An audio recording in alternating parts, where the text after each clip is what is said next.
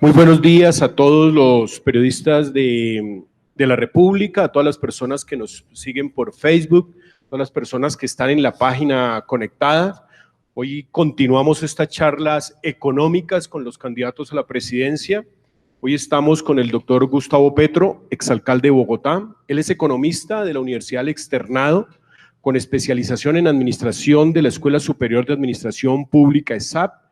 Tiene un diplomado en estudios especializados en Derecho, en Desarrollo, Población y Medio Ambiente de la Universidad Católica de Lovaina.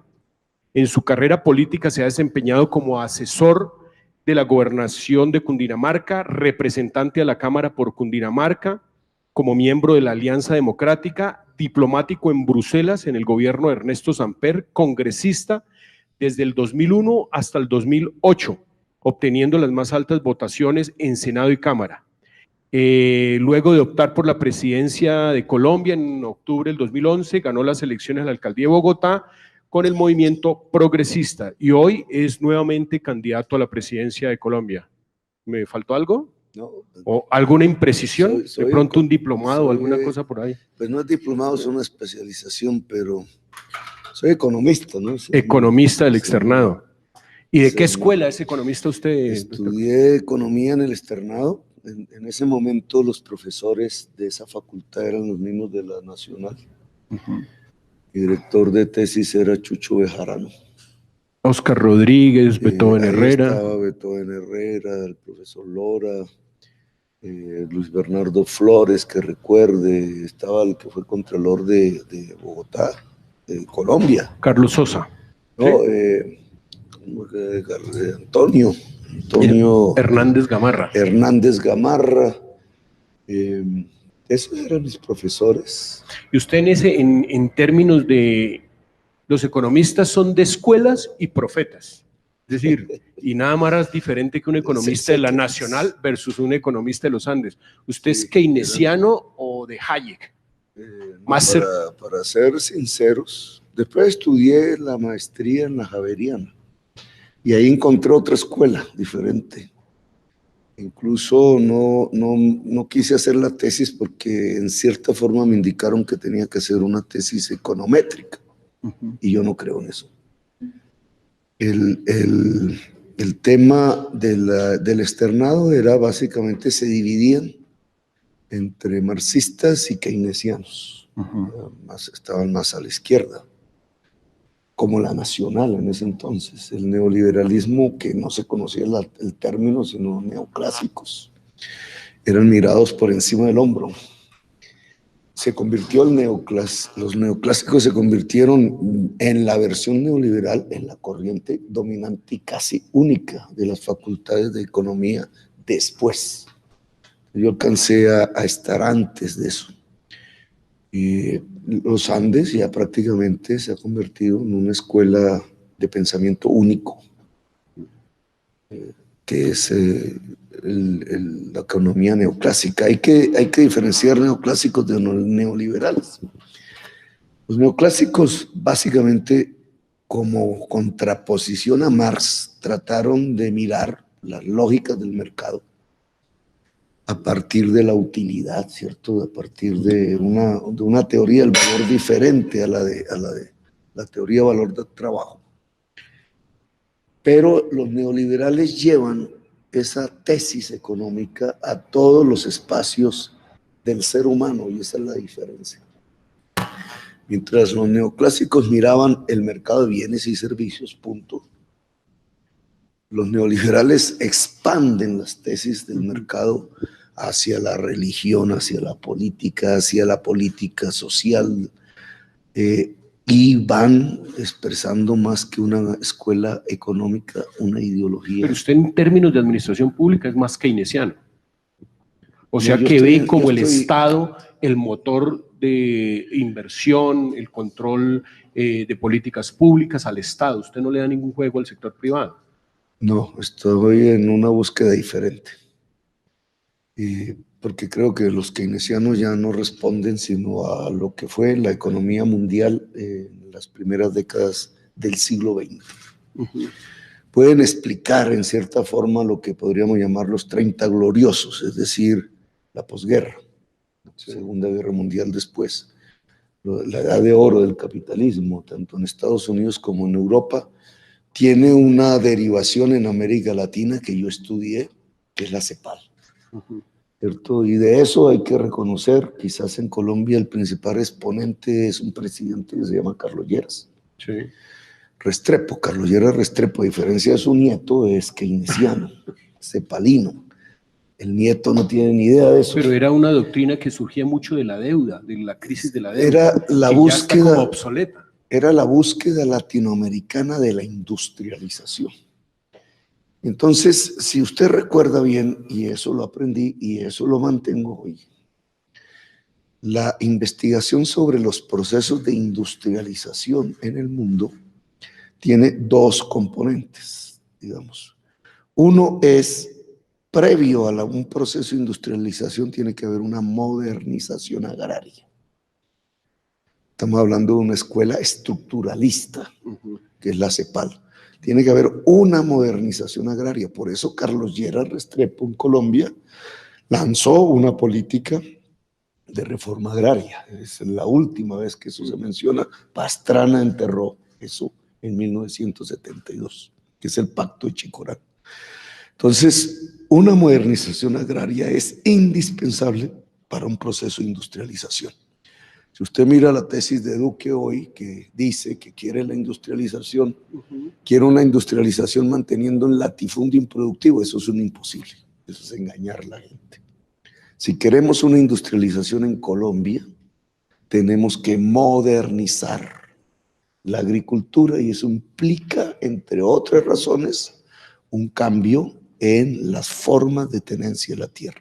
Concretamente la tenencia de tierras en tres propuestas suyas. El latifundio improductivo impide la industrialización de Colombia. Y luego, lo va a intervenir, ¿cómo lo va a entonces lo que proponían en aquel entonces, y esto es Keynes puro, no es Marx, es porque Marx proponía era otra cosa. Keynes decía, y la escuela cepalina lo reprodujo y algunos políticos colombianos del entonces hay que elevarle el impuesto al latifundio improductivo. El primero que habla de eso en Colombia, que sepa yo, es Alfonso López Pumarejo. Si usted le eleva el impuesto al latifundio improductivo, latifundio que es más de 1.000 hectáreas, no es el señor que tiene otra casita en Bogotá, como dice la propaganda sucia, eso no tiene nada que ver. Es una hacienda de más de 1.000 hectáreas de tierras fértiles, ojo, de tierras fértiles. ¿Pero cuántos colombianos pueden tener más de 1.000 hectáreas? No, muy poquitos. ¿Tiene la estadística? Sí, hay una estadística por ahí de la última investigación del censo agropecuario. Sí. El 1%, menos del 1% de los poseedores de tierra en Colombia tienen más de 1.000 hectáreas. O sea, quienes se deben preocupar por ese impuesto al latifundio improductivo son quienes tienen más de 1.000 hectáreas. En tierras fértiles, porque hay personas que tienen 1.000 hectáreas en tierras no fértiles, incluso más, pero ese no es nuestro problema. Vamos evacuando. Ni es el problema económico, hay gentes que tienen en alta montaña. Incluso conocí una señora ambientalista que dijo, yo quiero sembrar bosque nativo. Pues claro, eso le sirve a la sociedad. No estoy hablando de tierras planas con agua, es decir, tierras fértiles, que pudiendo producir, tienen vocación por ello mismo de producción de alimentos, de agricultura, están en pastizales improductivos, bajo una forma engañosa que llaman ganadería extensiva, que no es cierta. Para ponerlo en términos reales, ese tipo de uso de la tierra, que está más ligada al poder que a la economía, es una derivación del viejo feudalismo español, pero agravada por el lavado de activos del narcotráfico, porque convirtieron este tipo de tierras en caja de ahorros del narcotráfico, a partir de Pablo Escobar, de los Ochoa, etcétera. Conforman un grupo muy pequeño de personas con mucho poder político. Son los dueños. Pero concretamente, más allá del diagnóstico que usted hace, propuestas concretas, un impuesto a la tierra improductiva, sí, de más de... Siendo fértil. siendo fértil. Sí, o sea, teniendo vocación agraria. ¿Y uno cómo hace un estudio? Si uno tiene... Esos mapas ya están hechos. Digamos, claro, se pueden perfeccionar. Ahora, yo digo, esto más. puede ser infértil para producir caña o para producir papa, pero puede ser fértil para general, bosque nativo. Sí, en general, digamos, usted tiene no se mete ahí en una mezcolanza muy... No, usted tiene variedades de productos dependiendo incluso de los climas, etcétera, y de los microclimas.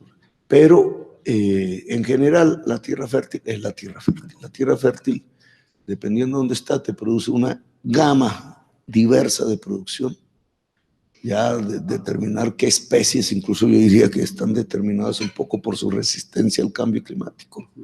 Pero en general, como idea gruesa, lo cierto es que nosotros tenemos aproximadamente, de acuerdo a los estudios, unas 15 millones de hectáreas fértiles destinadas a pastizales, cuando podrían producir agricultura en diversas especies. ¿Cómo operaría esa reforma? Usted cita la reforma agraria de Lleras. ¿Cómo operaría una reforma agraria Petro? López, Pumarejo y Lleras, ¿no? Son las dos. Que son casi continuas. Se conocían, eran amigos. Incluso Colombia vivió una tragedia alrededor de esas ideas, porque por impedirlas condenaron el país a la violencia hasta el día de hoy. Y los responsables de eso no son López, Pumarejo ni Lleras, son los sectores más retardatarios del país. Pero el tema es que... ¿Cómo sería una reforma agraria Petro? Usted sube el impuesto predial, le pone el techo del impuesto predial a la tierra que siendo fértil es improductiva en manos del latifundio. ¿Eso qué ocasiona económicamente? Si usted estudia Ricardo, y estos sí son mis autores, mi escuela, digamos, la teoría clásica económica, la renta de la tierra disminuye por el impuesto. Sí. ¿Qué significa eso? Eso lo vivimos en el POT de Bogotá. En la tierra urbana hay una renta de la tierra, que es su precio. Si usted le pone carga al constructor en términos de espacio público, no aumenta el precio de la tierra, como falsamente decía Henao, el hombre de Vargas Lleras, y engañó al presidente por ignorancia en teoría económica, sino que al contrario, disminuye.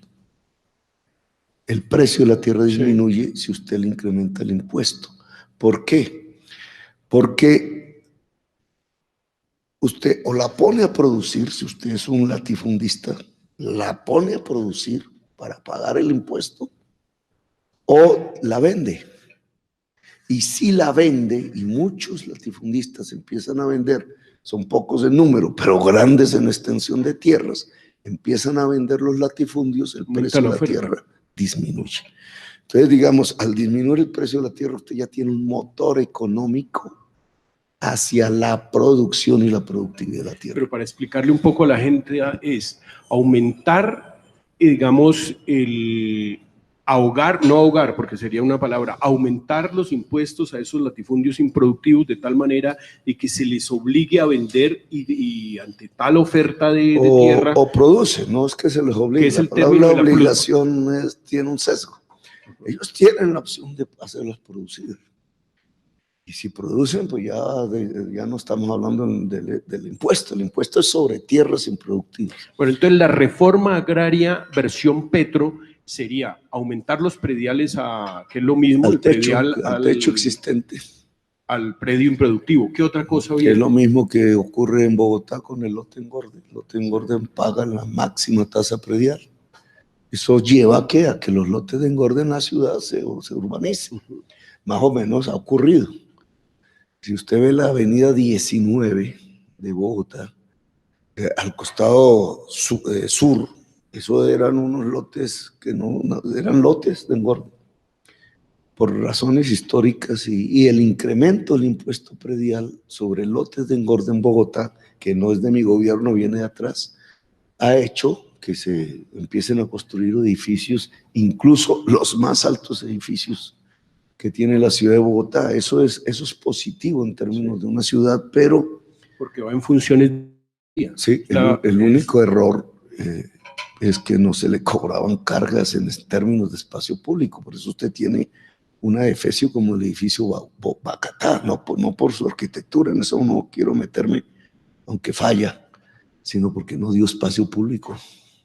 Entonces tiene el edificio más alto de Colombia, casi de América del Sur, y un negocio, porque eso es un negocio, sin haberle aportado a la sociedad espacio público que debió vamos ser. saliendo, doctor. Pero vamos al tema agrario. Entonces, usted pone la tierra como un motor económico.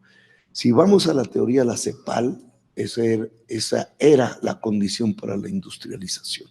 Sí. No se ha hecho en Colombia en un siglo, no se ha dejado hacerlo. Si usted mira la experiencia de China y Corea en sus procesos de industrialización, incluso la de Japón que yo he estudiado, la estudié en Europa, Japón. ¿Sabes por qué me interesa Japón? Porque es un proceso pacífico de modernización de la tierra. Que se expresa, para entendernos bien, en la película El último samurái. El último samurái es el único hecho de violencia que ocurrió en la modernización agraria del Japón. Cuando un señor feudal se lanza en armas con su tradición contra el ejército japonés. Y ese es el último samurái, pero es el único caso. Los demás señores feudales de la tierra le entregaron al Estado a título de venta su tierra a cambio de bonos de deuda pública. Y el Japón se industrializó, digamos. Y así también, de otras maneras y con otros procesos políticos, lo hizo Corea. Corea del Sur no sería el país industrializado de hoy si no hace una reforma agraria. Esto lo olvidan fácilmente los opinadores económicos colombianos. Y entonces ven del proceso japonés, del proceso chino, del proceso coreano.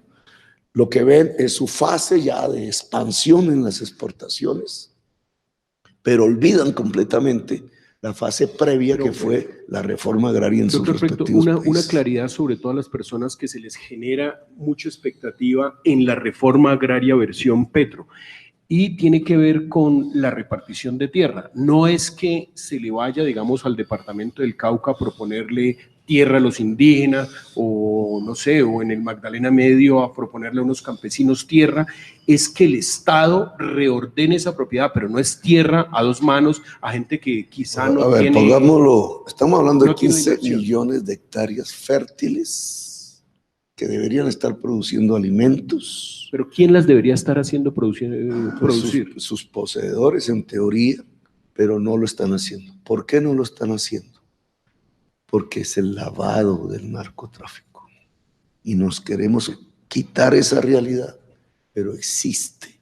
Entonces, al utilizar la tierra para lavar dólares, la tierra le interesa al entorno narcotraficante simplemente como tierra, como valor, como renta, para ponerlo en términos de Ricardo, no para producir. Algunos lo habrán hecho, pero es mínimo. Y eso es lo que tenemos que romper. Okay. Y el mecanismo para romperlo no es la expropiación, no es lo que estoy proponiendo. Lo que estoy proponiendo es que esas tierras, como los lotes de engorde en las ciudades, paguen el techo, el impuesto. ¿Usted no estaba proponiendo expropiar tierra? No estamos. No creo que sea necesario. Yo creo que el instrumento impuesto es eficiente. Okay. El instrumento impuesto, ¿qué hace? Lo mismo que en Estados Unidos. A nadie, de toda la gente que visita Estados Unidos, hagan el ejercicio, escuchen a los blancos anglosajones, a ver si alguien se ufana de tener 10,000 hectáreas. Eso es impensable en los Estados Unidos. ¿Sabes por qué? Cualquier norteamericano te lo diría, porque me cuesta muchos impuestos, diría. Y lo que tienes en Estados Unidos es una propiedad más de granjeros, como en el Canadá. Yo creo, y eso es una clase media rural, tienen sus casas que no envidian a la de ciudad, sus vehículos, sus hijos en la universidad, sus redes informáticas, la tecnología ya pues llega a altos niveles de productividad. Si nosotros vamos hacia Colombia y empieza a haber un mercado de tierras, que es lo que produciría el impuesto, a precios más bajos que hoy, porque eso es lo que produce el impuesto, bajar la renta de la tierra. Y recuerde usted que el mensaje central en las teorías económicas es que entre más alta sean las rentas, menos capitalismo hay.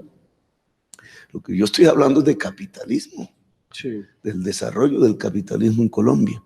Si bajamos la renta, los precios, el Estado puede comprar tierras y puede comprarlo con títulos de deuda pública, como lo propuso Alfonso López Pumarejo y Carlos Lleras Restrepo.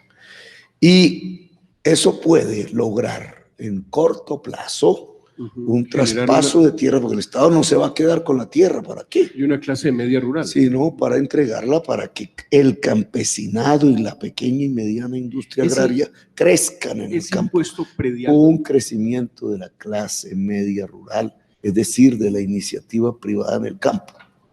Esa es una de las bases de nuestra política agraria.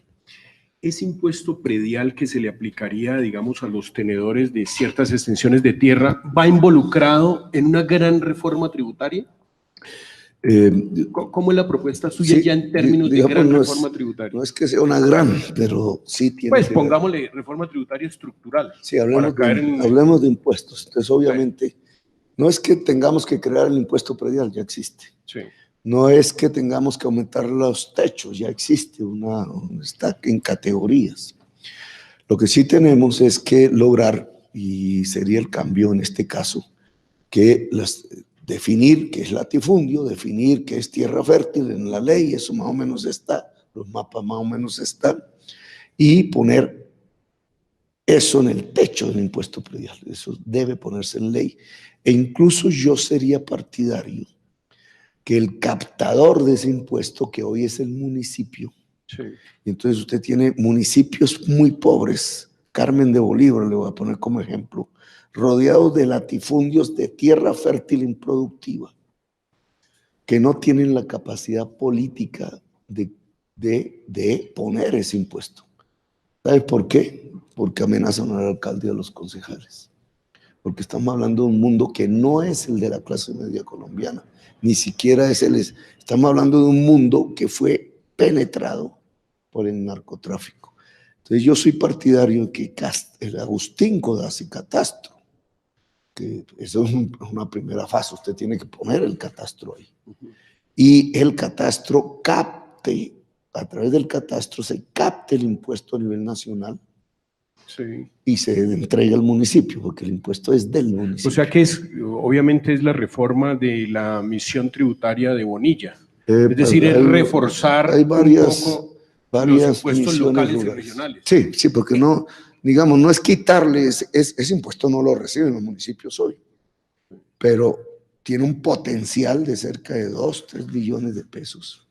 A mí no me interesa tanto como captación de dinero, a mí lo que me interesa es cómo que la tierra entre al mercado a precios razonables, porque ahí es donde ya podemos hacer una redistribución de las tierras con un fin, la producción agraria, la producción alimenticia, para ponerlo en esos quizás términos. Es el léxico, quizás es un tema semántico, pero cuando usted habla de redistribución de tierra, es ahí donde usted lo juzgan de castrochavista, de tema.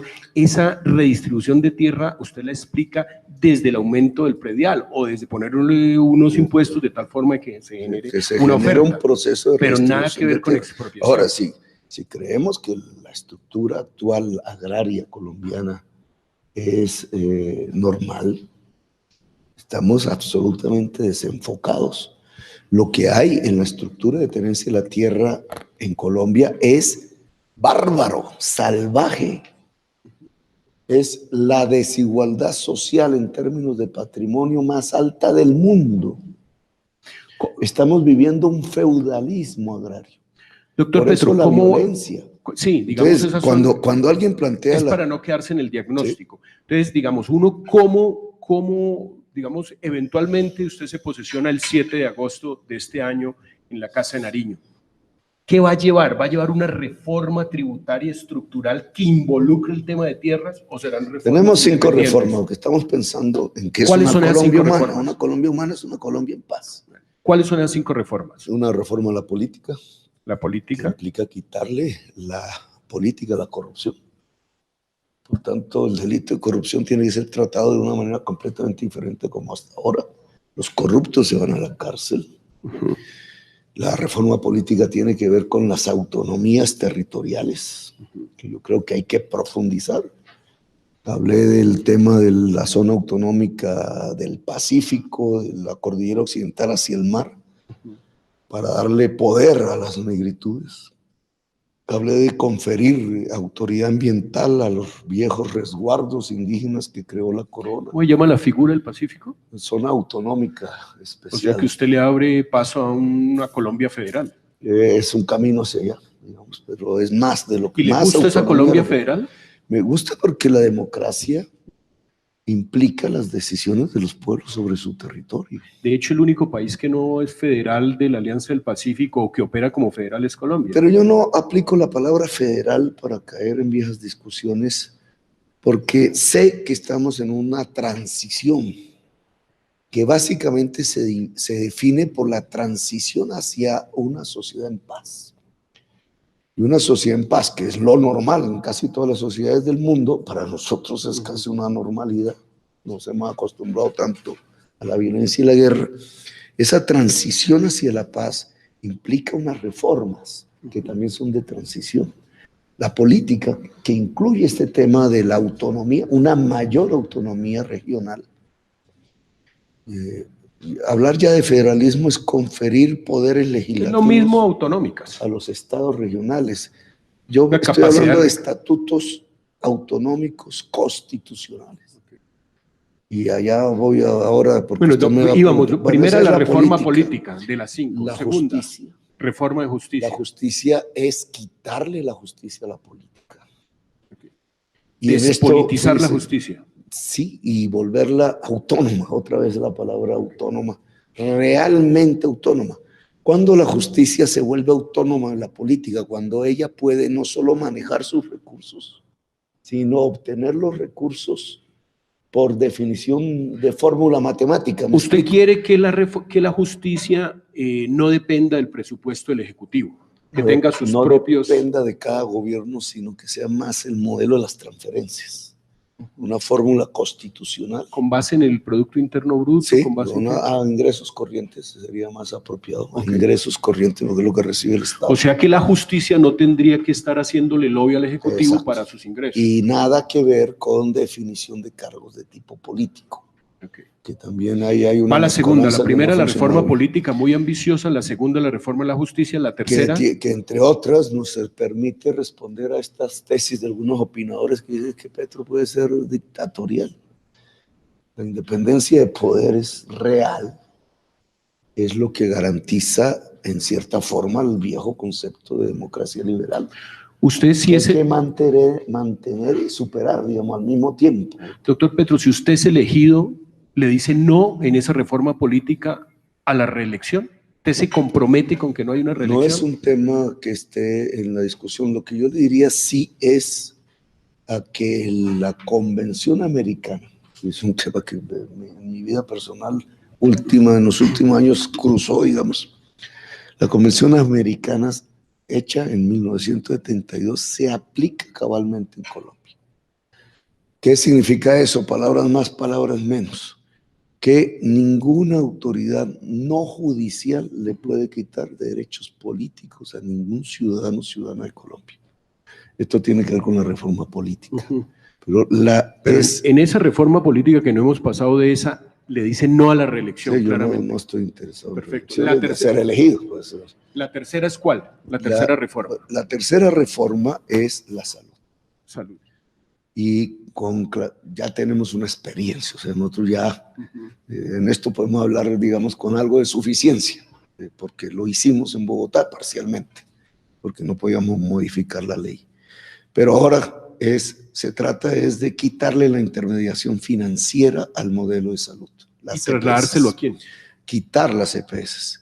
Entonces tendría el modelo de salud nuevo que creo necesita Colombia, y también es una transición, porque un modelo de salud no se cambia de la noche a la mañana, si no se muere mucha gente.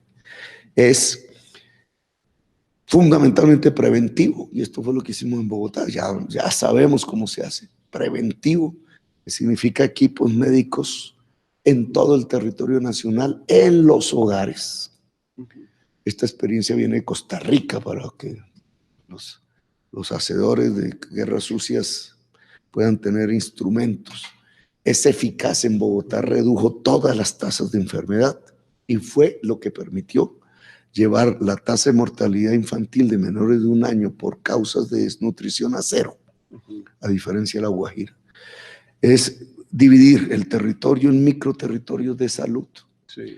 Y tener equipos médicos pagos por el Estado atendiendo preventivamente. La CPS esto es una base, esta es la base. Obviamente la enfermedad aparece, esa guerra no se gana nunca. La enfermedad aparece, pero es una tasa de enfermedad menor. Esa es la gracia del modelo preventivo. Y la atención a esa enfermedad que aparece en cualquier ciudadano debe ser la que la ciencia determine. Eso implica unos costos globales en el país. Si usted quita la intermediación financiera, es decir, esos porcentajes que hoy se quedan en la EPS por ley, o los que a través de la ilicitud también se quedan en la EPS, que es no otorgar el tratamiento adecuado, ese es el mecanismo. Eso se elimina, digamos, habría un fondo, ya existe un fondo único, sí, donde llega todos los recursos de la salud, que son básicamente públicos y que son privados en el salario, porque los empresarios ya no están pagando. Quitaron esa norma. Ese fondo común, único, contrata directamente la red privada y pública y no necesita de EPS. Entonces, ¿y qué contrata? El tratamiento que la ciencia determina para cada caso de enfermedad. Eso nos lleva a un tema ya específico, porque fíjate que aquí hay red privada, no estamos construyendo un esquema estatal.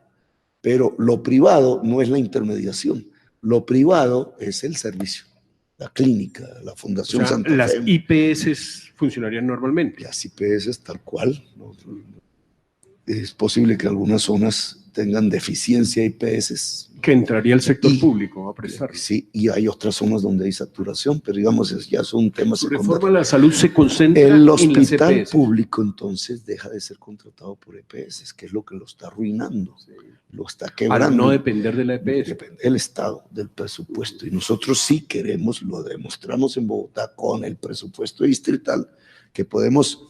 Mira, cuando yo recibí la República Hospitalaria de Bogotá en el 2012, tuvo un déficit de 270.000 millones de pesos.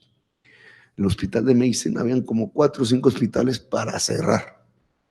Nosotros lo que hicimos fue coger con el presupuesto distrital. Eso no lo critican, pero lo hicimos. Sí. Y nos saltamos la EPS que no le pagaba a los hospitales y empezamos a financiar. Eso llevó a la EPS mixta a una situación de déficit, pero para nosotros la prioridad no era la EPS, era la red. Y la red pasó a un superávit de 4.000 millones de pesos en el último año. La cuarta. Y pudimos abrir el San Juan de Dios. ¿Cuál es su cuarta reforma? Entonces, digamos... Para que nos salgamos, porque usted está optando por la presidencia. En Colombia no se cierra ningún hospital público, y lo demostramos en Bogotá. Entonces, digamos, por eso, con suficiencia, podemos hablar de este nuevo modelo de salud. Esa es la tercera reforma. La cuarta, ¿por qué hablamos de estos temas? Sí. Porque son los fundamentales para la paz. Mira, en salud han muerto 1.400.000 colombianos del 98 a la fecha, que pudieron tener tratamientos adecuados y salvarlos. Es una causa de muerte mayor que las guerras. Y es por una práctica de volver la salud un negocio, cuando no debería ser. 1.400.000 colombianos. Ahora vamos al tema, la cuarta, que es la educación. La educación tiene dos, digamos, hemos hablado, también tenemos una experiencia. Ahí sí no tiene, como alcalde, no tiene mucho que mostrar. La distrital es un polvorín, más que... La distrital, que era donde usted tenía que mostrar más cosas, sí, como lo está diciendo en salud, o como lo está diciendo, no sé, en otros esquemas. En la distrital es complicado, ¿no? Mira, o sea que esa reforma de educación... Usted me pone a hablar de Bogotá y yo le acepto. Sí. Entregamos 1.200 aulas de preescolar. Okay. porque la educación viene ahí, incluso ahí es donde está el motor fundamental, en esos niñitos de 0 a 7 años, porque ahí es donde nace el amor al saber. Si no, no nace. Ya usted a su edad, si cuando era niñito de 3, 4, por alguna circunstancia, a mí fue porque yo vi a mi papá leyendo libros. Eso me salvó. Porque ahí, entonces, cuando uno ve al papá leyendo libros, le nace esa curiosidad. Pues, digamos, ahí es ahí donde se construye la nueva nación. Entonces, y los gringos lo han dicho con certeza, la mejor política de seguridad de una nación es cuidar integralmente su primera infancia. Okay. No es con cárceles. Ya cuando usted empieza a hablar de cárceles, porque es un fracasado. Es la tesis de Vargas Lleras. Y yo le hago caso a los gringos. Es ahí, entre 0 y 7. Mira, nosotros entregamos 1,200 aulas. Ay, que no crearon, decían los periodistas, que no entregaron 1,000 jardines. Es que el problema no son los ladrillos, el problema es la atención de los niños y niñas. Entonces hicimos 2, porque entre 0 y 3 años, ¿cómo metes a un niño a un jardín si la familia quiere tenerlo? Eso sí sería un acto dictatorial. Jardines, bueno, entonces trasladaría este esquema a nivel familias nacional. Pobres que tienen problemas, incluso con familias, no solo por los pobres, hay familias con capacidad, son disfuncionales. ¿Cómo lo haría? A la familia hay que ayudarla. Nosotros, el tema de hogares, de señoras que presten estos hicimos servicios. Un programa que fue exitosísimo y fue ejemplo mundial. Se llama Cuidado en el ámbito familiar. No rompe la familia, no rompe el deseo, a veces de una joven sola. Esa es la familia. La familia en Bogotá no es tanto de papá y la mamá, es la mujer sola. Y entonces el Estado se vuelve como el compañero. Él suple la ausencia del hombre. ¿Y cómo funciona eso? Y lo suple con la atención a los niños de ella. Entonces, se daban 2 ámbitos, se llamó ámbito familiar y ámbito institucional, son palabrejas tecnocráticas. Ámbito familiar, ¿qué era? Que llevábamos sobre todo mujeres, porque se especializan en la universidad profesionalmente en cuidado de niños. 5,000. Esto era lo que decían que eran las nóminas paralelas, los sinvergüenzas, porque eran las niñas profesionales cuidando la niñez de Bogotá.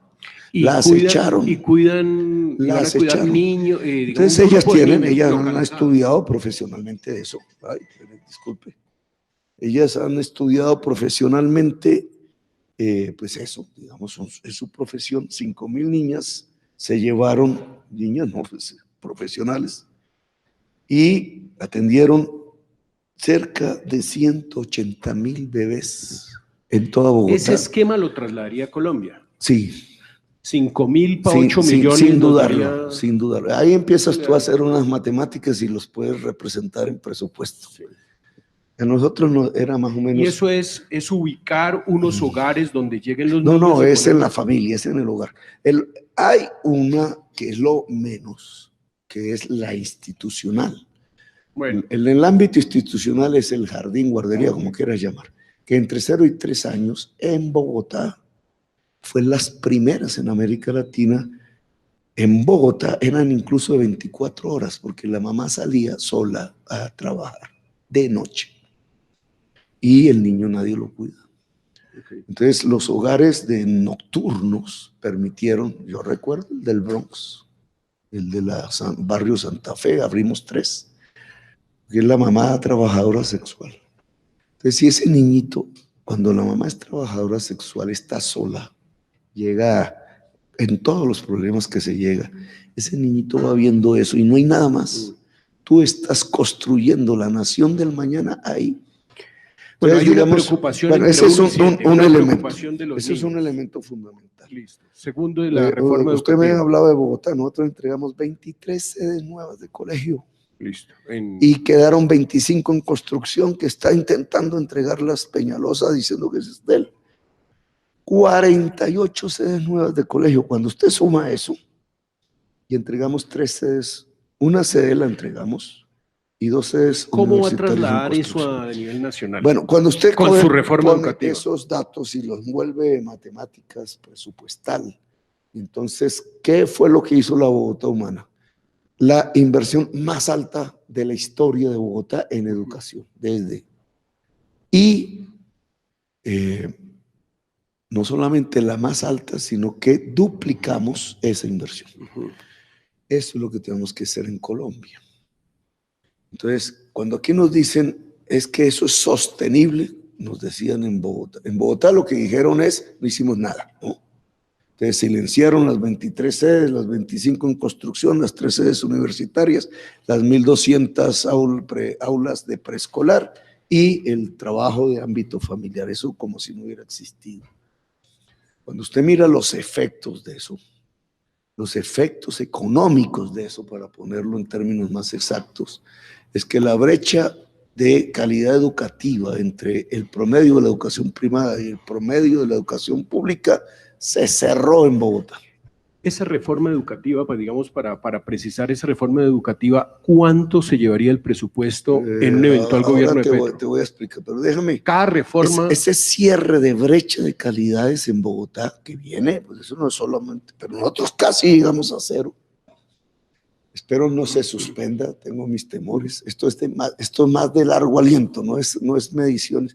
Pero ese cierre trajo como consecuencia la disminución de la desigualdad social en Bogotá. Estadísticas DANE, coeficiente Gini. Y trajo, fundamental, la caída de la tasa de pobreza multidimensional. Y si usted quiere ver algo en Bogotá y descubrir y desentrañar y tratar de explicar los porqués y aportar, digamos, a Colombia y al mundo algo aquí hecho, coja la estadística de pobreza multidimensional. Mírela desde el año 2002, 2003 a 2017, que ya creo que va a salir. ¿Y qué le da? Le da que la mitad de la población bogotana estaba en pobreza multidimensional en 2003. Los que añoran a Mocos y Peñalosa, que lo volvieron a elegir, encuentran que la mitad de la población en esa época estaba en pobreza multidimensional. Esa palabreja significa lo que la alcaldía realmente puede hacer en términos de pobreza, no la nación, porque tiene la salud, tiene la educación. No, ojo, en 2015 entregamos la ciudad con una estadística DANE en pobreza multidimensional de 4,7%. Usted sabe qué pasó en la ciudad de Bogotá para que en apenas una década, que la extrema derecha empezó a decir que era una década perdida, hubiéramos pasado el 50% del total de la población en pobreza multidimensional a 4,7%. Es una transformación social que usted no encuentra ni en Venezuela, ni en Brasil, ni en Bolivia, ni en Cuba, ni en Chile, ni en Centroamérica, ni en la mayor parte de las sociedades del mundo. Y es algo que no reconocemos, de lo que no nos damos cuenta, que no analizamos y que estamos perdiendo como un insumo para la reducción de la pobreza a escala nacional. El tema educativo fue fundamental. Okay. Ahora, ¿nosotros qué proponemos en el gobierno? Para el gobierno nacional. El ámbito familiar, indudablemente, sí. El preescolar, el ICBF tiene que... El ICBF lo cambiamos completamente. Ese sistemita de contratar a las fundaciones de los politiqueros para que se roben la plata, para que además contraten a las madres comunitarias, para que sin plata tengan que meterle una política de atención a la primera infancia pobre en barrios pobres, eso no va más. La madre comunitaria se vuelve empleada del Estado con sus prerrogativas. Y eso no es suficiente. Miles y miles, si usted hace el cálculo, para una atención real de la primera infancia en Colombia, si le da un ejército, entre comillas, de paz, de mujeres especializadas, profesionales en atención a la primera infancia, de médicos y médicas en el caso de la salud, cuidando en el territorio la primera infancia y la población en términos de salud.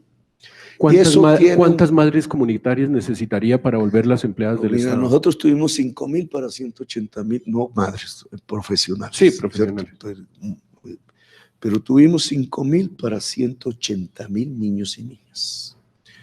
Entonces tienes que hacer el cálculo del déficit que hay en porque todo el hay país. una atención de todas maneras privada y pública en las ciudades.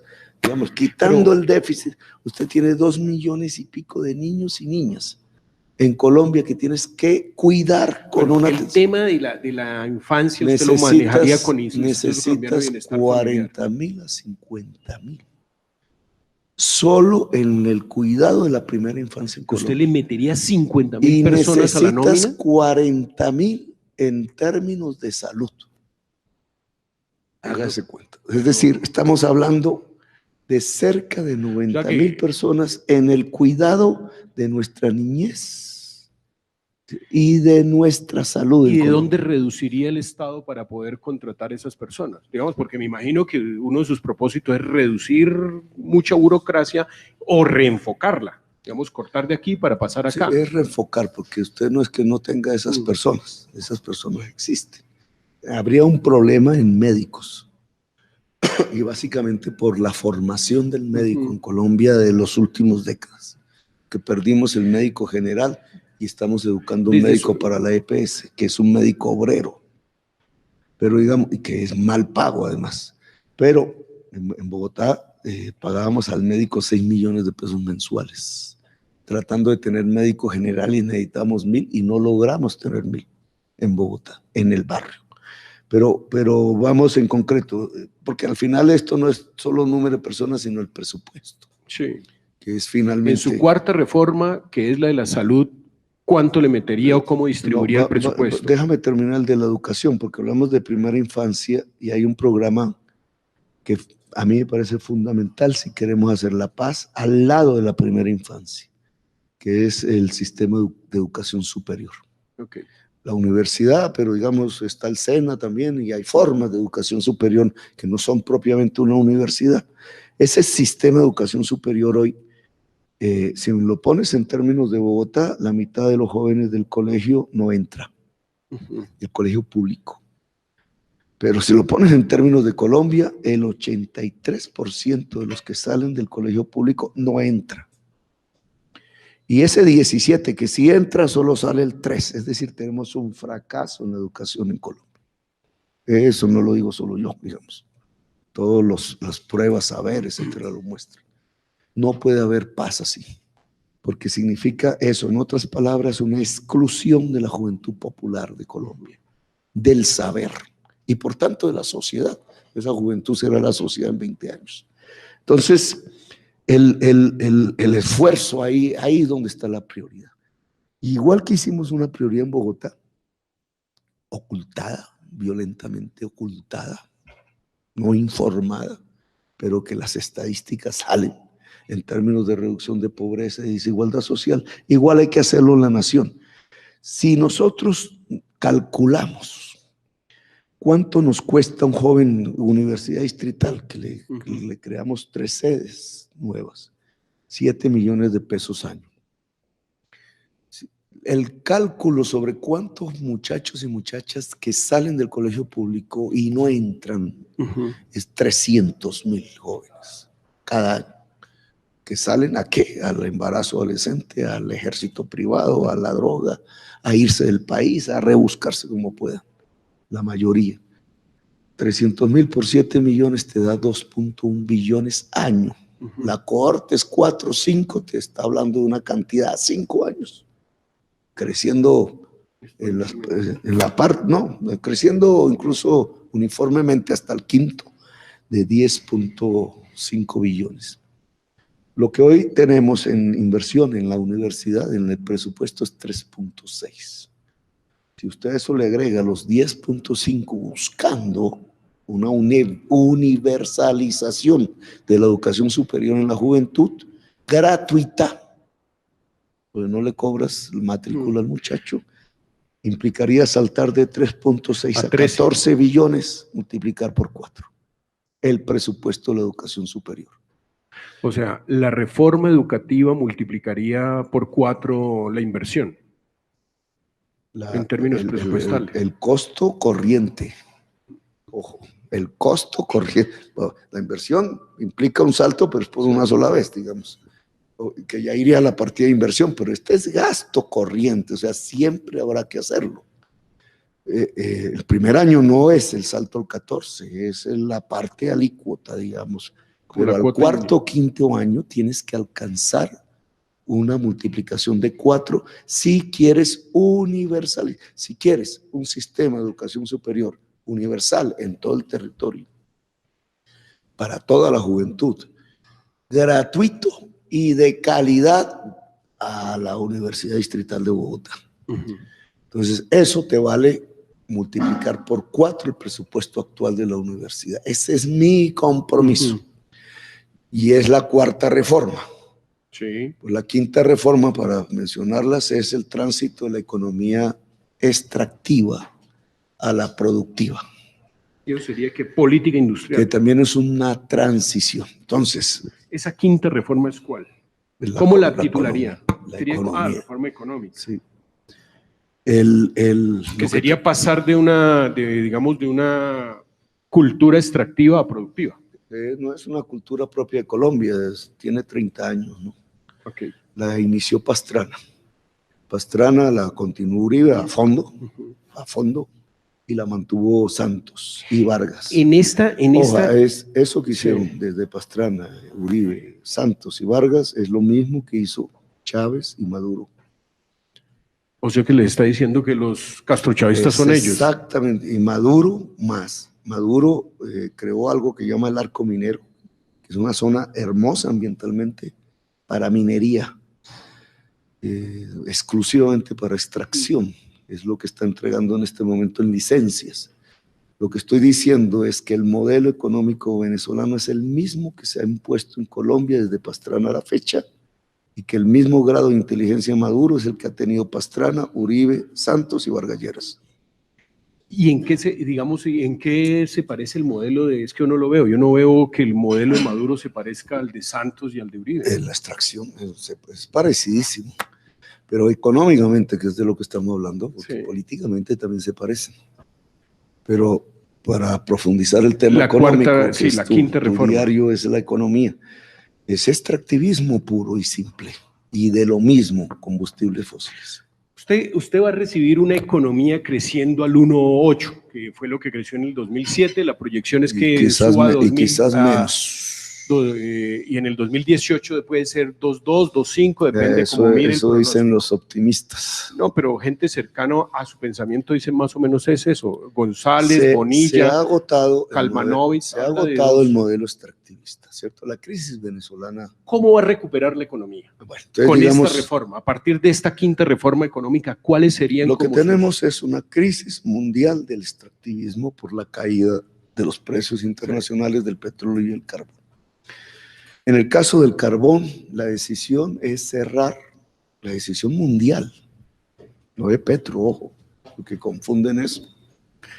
Pero la decisión mundial, el último pacto en torno a la COP que se realizó en Berlín, es cerrar, hacer caer consumos de carbón en plantas de energía al 2023 en un 50% y a un 100% en el 2030. Eso va a tener un impacto en Colombia total, ¿cierto? Ni siquiera en Venezuela, es en Colombia, porque somos el quinto exportador mundial de carbón. Estas grandes minas en Guajira y Cesar ya están cambiando demandantes, ya no les demandan en Europa. Alemania ya dejó de comprar, están vendiéndole a Turquía. Ese es el diagnóstico, ¿qué va a hacer ahí? Ese va a ser un dato, eso no lo modificas ni tú, ni yo, ni Vargas Lleras, ni Petro. Ese es el dato real que va. Y un agotamiento ya propiamente nuestro de las reservas de petróleo, que Vargas Lleras y Duque proponen se logre mitigar un poco más adelante, una década más, a partir del fracking. Es usar 10 veces más el agua. Pero ¿cómo vamos por partes? Eso es lo que tenemos. El tema del carbón. El carbón y el petróleo, tanto en Venezuela como en Colombia, más en Venezuela que en Colombia, han producido algo que se llama la enfermedad holandesa. Una tesis económica neoclásica que deriva de que una monoexportación produce una revaluación del peso y mata todas las demás ramas productivas en un país. Porque todas dependen de ese producto. Porque encarece todos los demás productos excepto el de la exportación, el del boom exportador.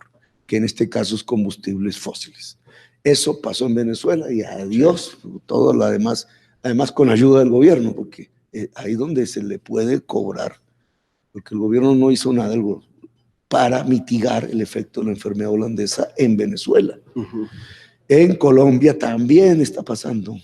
Es decir, estamos importando 13 millones de toneladas de alimentos. Pero la propuesta ahí concreta es ¿cuál? Entonces, si usted transita, es decir, deja de poner el énfasis en el carbón y el petróleo, y que van a ir disminuyendo su parte en la exportación colombiana, menos dólares, esa es la verdad. Así será cada año. Entonces, ¿qué permite? Una devaluación del peso, que ya ocurrió, ya lo tenemos en 3.000 más o menos. Y al producir esa devaluación tienes una oportunidad que depende del gobierno, no de la devaluación pura, porque esa sola no automáticamente no te produce nada. Y es que proteges tu agricultura y tu industria. Pero ahí, a ver, pero no, una devaluación afectaría a productos agropecuarios, agrícolas, que vayan a buscar mercados internacionales. ¿Qué beneficia a los floricultores? La protege a los y la incentiva. ¿Pero por qué Ojo, si van a exportar? Devaluación. ¿Por qué? Van a recibir menos pesos por dólar. No. Esa es la revaluación. Espera que mis discursos pueden estar afectando la dicción, ¿cierto? Mis discursos. Llevo como 7 en línea. Volvamos al tema. Ojo. La enfermedad holandesa. Su teoría es que un dólar barato va a permitir que más productos. Un peso barato va a permitir que más productos colombianos vayan al exterior. Y protegerlo. No pienses tanto en el exterior, también en el mercado interno. El mercado interno es fundamental, porque eso es también un cambio de visión, ¿cierto? ¿Por qué el mercado interno es fundamental? Porque es lo que permite la industrialización de Colombia. Aquí volvemos al mismo tema del inicio. No sé si haya preguntas, bueno, pero digamos, si usted elimina la enfermedad holandesa en Colombia, ¿qué significa? Una disminución de la exportación de carbón y petróleo. Pues la monoexportación. Se te devalúa el peso, ya ocurrió. Y eso es lo que ha sucedido este año y el pasado. Devalúa, es decir, el peso es más barato. ¿Qué te produjo? Te produjo automáticamente una reactivación de agricultura, si no estaríamos en recesión. ¿Sabes por qué no estamos en recesión? Por los agricultores. Algo que no había pensado Santos, ni Vargas, ni Uribe, ni nada. Los campesinos, los pequeños y medianos agricultores de Colombia. Eso es lo único que ha reaccionado positivamente, pero nos muestra que sí es posible. Su teoría económica ahí. Porque si usted protege la caída, digamos, para que zanjemos, digamos, la quinta gran reforma, que es la económica, las que propone, la de la salud, la de la educación, la política, la judicial y la económica. La económica es que ante, digamos, las expectativas de producción de carbón y petróleo, haya un... De extracción, ¿no? Eso no es producción, es extracción. Cuando esto se disminuya, va a haber un renacer de productos agropecuarios con foco en el mercado local. Y de industrialización. Con primer énfasis en el mercado interno. Y el mercado interno reacciona si los ingresos reales de los colombianos aumentan. Una pregunta de pensiones tenía Mario. Mario Chávez es el editor de Economía. Pero antes de ir con la pregunta de pensiones, yo sí quisiera que usted nos contara cómo se va a financiar todo esto, porque quedamos a medias y hay algo muy importante, y es que, digamos, las calificadoras de riesgo mucho han insistido en que Colombia no puede seguir aumentando su déficit fiscal. Y si las reformas salen caras y Colombia pierde el grado de inversión, usted muy bien sabe que esos son problemas grandes para la economía. Sí, si se aplica el programa de Vargas Lleras, perdemos la calificación. Porque el programa de Vargas Lleras es reducirle impuestos a los grandes capitales y básicamente para permitir una financiación de esos grandes capitales en el Todos fracking. Han prometido bajar impuestos, ¿usted? En el fracking, ojo. Porque no es, claro, eso se vende electoralmente como que al señor productor de pan de la esquina le van a bajar impuestos. No, señor. Lo que está proponiendo Vargas Lleras es fundamentalmente bajarle los impuestos a lo que él llama el sector estratégico, que es el minero energético. Y el minero energético es el petróleo y el carbón. Bajarle impuestos a ellos, ¿para qué? Para que puedan, aumentando su rentabilidad sobre la explotación petrolera y carbonera, dada una caída del precio internacional, utilizar recursos en el fracking, que es un intento desesperado y moribundo de continuar una economía extractivista 10 años más. Les permite robarse las regalías más. Pero es una actitud moribunda, es una política de muerte. Solo tienen 10 años más de eso. Yo lo que digo es, tenemos que pasar ya y transitar, porque no es de la noche a la mañana, hacia una economía productiva, porque si no el golpe va a ser brutal. El golpe brutal, ¿cuál va a ser? Que las empresas multinacionales del carbón se van, dejan el hueco y los trabajadores echados. Y cero ingresos de exportación. Eso es lo que va a pasar brutalmente. Ya están decidiendo objetivos de otro tipo de inversiones porque ellos pueden mover sus capitales a ese tipo de otras cosas. Pero el problema queda en Colombia. Ahora, el déficit fiscal obviamente aumentaría porque le reduces los impuestos a quienes más están tributando hoy, que es la industria minero-energética, la extracción minero-energética. Y por eso las calificadoras pusieron el grito en el aire. El programa de Vargas Lleras lleva a un aumento del déficit fiscal. ¿Y el suyo cómo es? Digamos, para evitarse que las firmas calificadoras de riesgo nos castiguen en las eventuales inversiones, ¿cuál sería, digamos, su... Nosotros tenemos una reestructuración del gasto, porque si apuntamos, el esfuerzo educativo se eleva progresivamente, pero se eleva el gasto público hacia 4 veces más en el caso de la educación también superior y en el caso de la primera infancia. El de salud también aumenta. Salud no. El de salud no, porque eso sí es una reestructuración del gasto. Porque los fondos que usted tiene en salud son suficientes. Okay. Lo que pasa es que no los manejas, pero digamos, no los manejabas porque iban a ir a la EPS.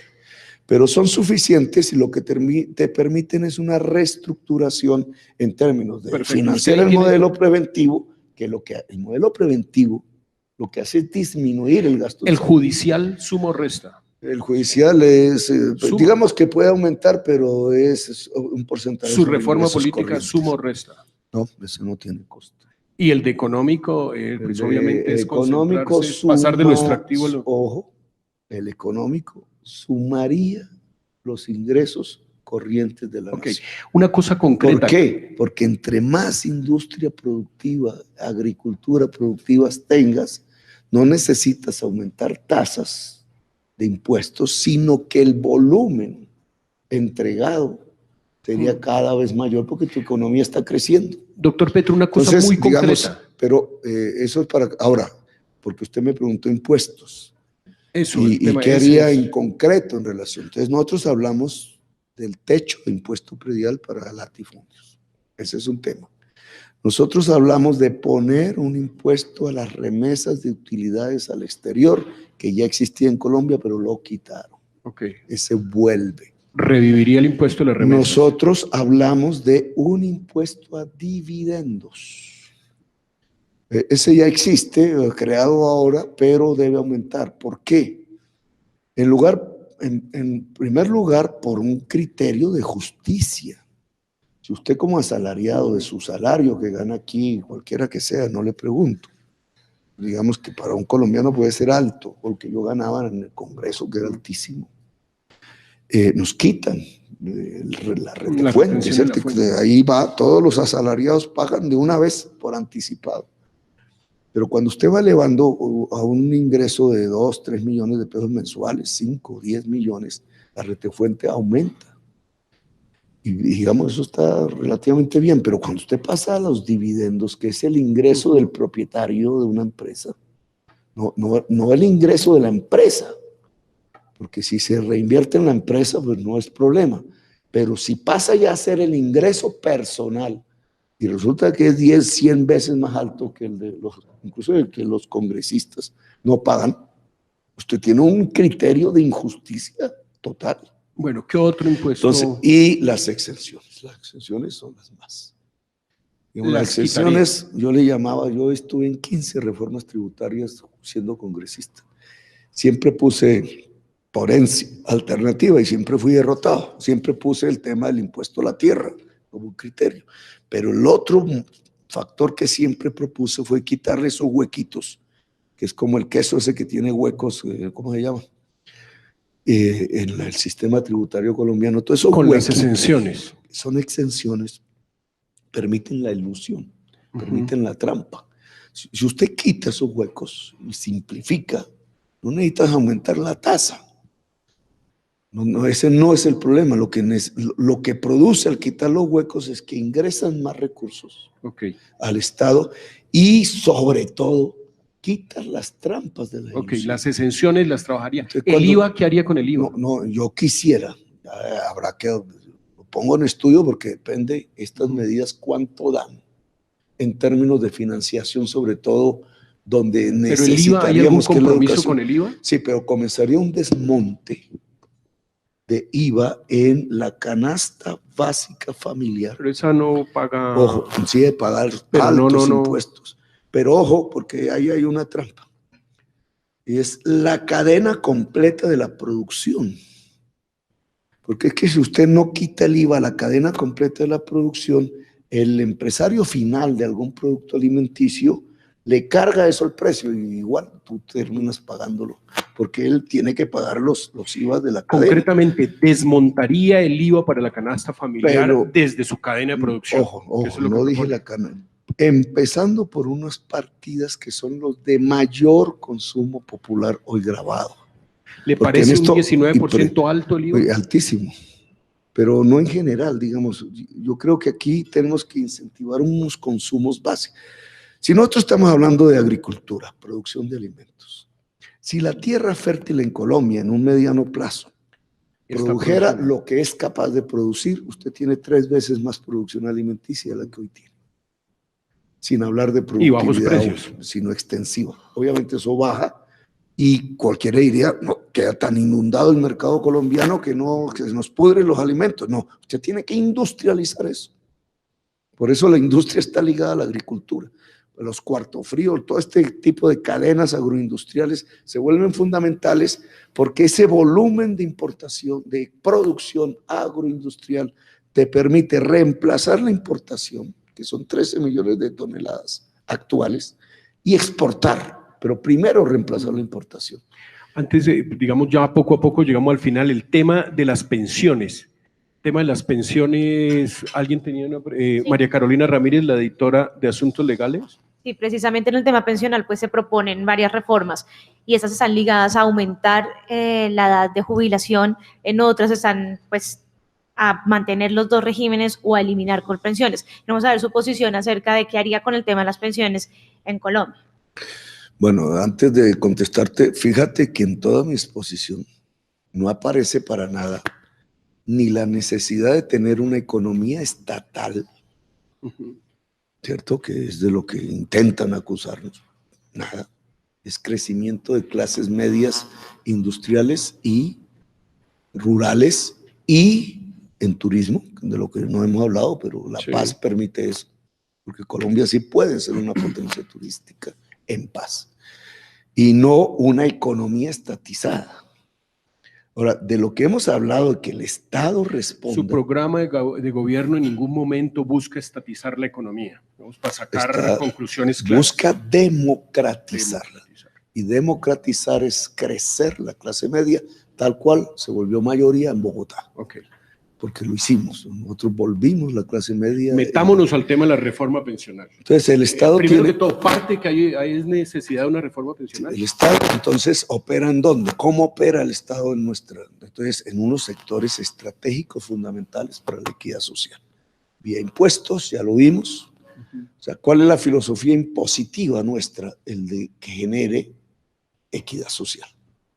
Por eso latifundio improductivo, por eso dividendos improductivos, por eso remesas de utilidades al exterior que se nos vuelven improductivas, a que no quieren pagar ese impuesto, pues que inviertan dentro del país.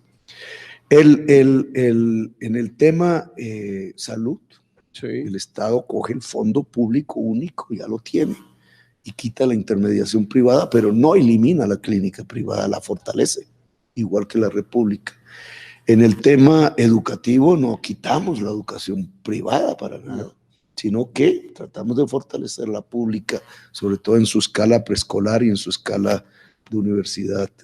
Y en el tema pensional, que es la pregunta, que es otro derivado de la Ley 100, que tiene una intermediación privada, financiera. Esa brutal. Se han recogido 200 billones de pesos de cotizaciones de trabajadores. El Estado paga unas pensiones, pero es a sus empleados, que suma ya la partida 40 billones. Esto sí que va lejos por encima del presupuesto educativo. 40 billones de pesos. Y no puede financiar el pago que hace de sus pensiones de los fondos privados porque está desconectado el sistema. Entonces, lo que sucede es que estos 200 billones que han captado los bancos en cuentas individuales que no manejan ni controlan los ahorradores privados, se va a comprar títulos del Estado, en general, ¿cierto? Los TES. Y el Estado paga su tasa de interés y entonces está subsidiando la rentabilidad de los fondos privados, pero al mismo tiempo paga sus pensionados en una cuantía que llega a 40 billones. Ese es el sistema que tenemos. El problema de ese sistema no es solamente este cruce en donde el Estado al final es el que está haciendo todo, sino que en la cuenta individual de ahorros solo tendrán pensión de 4 salarios mínimos hacia arriba, si logran estabilidad laboral. Pero la mayoría de los trabajadores que están por debajo de 4 salarios mínimos y trabajadoras, y los que están por arriba, pero sin estabilidad, no van a tener pensión. Entonces, en este momento, el número de pensionados de los fondos privados son 140.000. 200.000, más o menos. Algo así. Entonces, digamos, estamos en un mundo absolutamente infuncional que simplemente es un negocio de control de capital. Ese es su diagnóstico, ¿qué haría? Entonces nosotros queremos volver a un sistema, no volver porque nunca fue en Colombia, pero sí existe en varios países del mundo, que es el de pilares. Implica una transición, ojo, porque hay por ahí estos opinadores diciendo que nosotros queramos quitarle, entonces la cuenta que tiene una persona hoy, entonces le vamos a quitar el ahorro y lo pasamos al fondo. No, señor, es una transición, esa plata ya es de su la reforma persona pensional basada en pilares, ¿cómo funciona? Un primer pilar es un primer pilar universal, todos y todas, a partir de que se apruebe. Usted me preguntará por qué medio se va a aprobar, porque ese es neurálgico. A partir de que se apruebe, de nuestras cotizaciones de ahí hacia adelante, una parte, todos y todas, y el Estado también hacia el primer pilar. De reparto simple.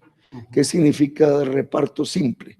Que en la medida en que llegan cotizaciones se paga pensiones al mismo tiempo. Ese es el reparto. ¿Y eso se hace con Colpensiones? Sí, a mí la institución que dejó ya, porque eso antes se llamaba de otra manera, sí, pero es Colpensiones, es la que tenemos.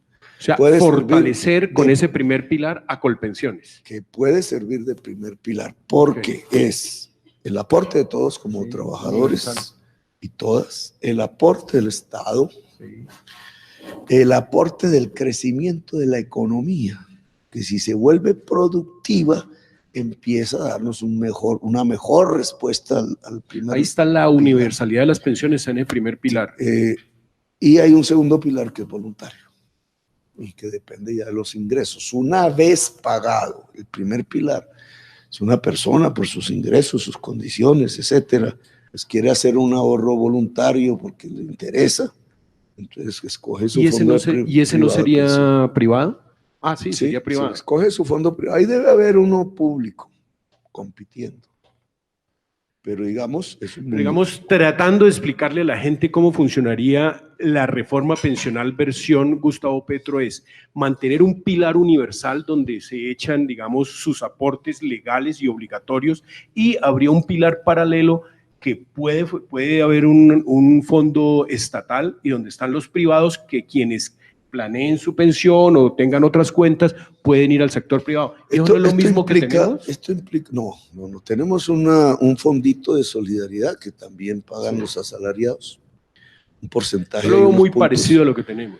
Esos son unos puntos pequeños, ese es de solidaridad, con eso es que financia el gobierno estos planes de ayuda pensional, que no son pensiones propiamente, pero a lo concreto, doctor Gustavo. Pero ojo, no, la edad de pensión. Se queda igual. Okay. Además porque vamos, y permítame aquí ya un tanto de irme de los 4 años del gobierno más hacia adelante. En realidad la economía mundial está variando y nosotros tenemos que darnos cuenta de eso. Está variando hacia una enorme desigualdad, ese libro de Thomas Piketty, que es insostenible. Eso va a cambiar necesariamente, si no estalla en forma muy caótica el mundo. La tesis de Piketty es que si la rentabilidad del capital es más alta que la tasa de crecimiento, que está determinada por la tasa demográfica a la baja en el mundo, la concentración y la desigualdad aumenta. Esa es la tesis de Piketty. Por tanto, él propone impuestos mundiales.